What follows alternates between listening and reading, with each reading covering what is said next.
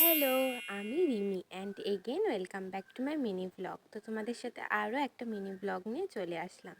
কাল রাতে হালকা হালকা ঝড় বৃষ্টি হওয়ার কারণে ওয়েদারটা একটু খারাপ ছিল। আর আমি তো ভেবেছি বাইরে মনে হয় জলে সব ডুবে গেছে, কিন্তু এসে দেখছি উঠোনটা একটু একটু ভিজেছে। আর এইদিকে তো আমার লাল জবা গাছে অনেক কড়ি আসা শুরু হয়ে গেছে।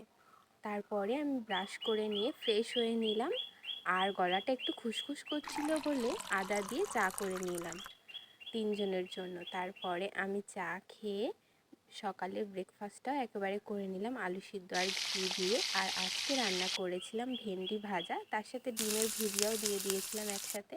খেতে না দারুণ লাগে। আর করেছিলাম পাতলা ডাল। তারপরে বুনুকেও খেতে দিয়ে দিলাম, আর আমি স্নানটা কমপ্লিট করে বসে পড়লাম খেতে। তো আমিও নিয়ে নিয়েছিলাম ডাল আর ভেন্ডি ভাজা। তো আজ চলি, দেখা হচ্ছে নেক্সট ভিডিওতে। টাটা।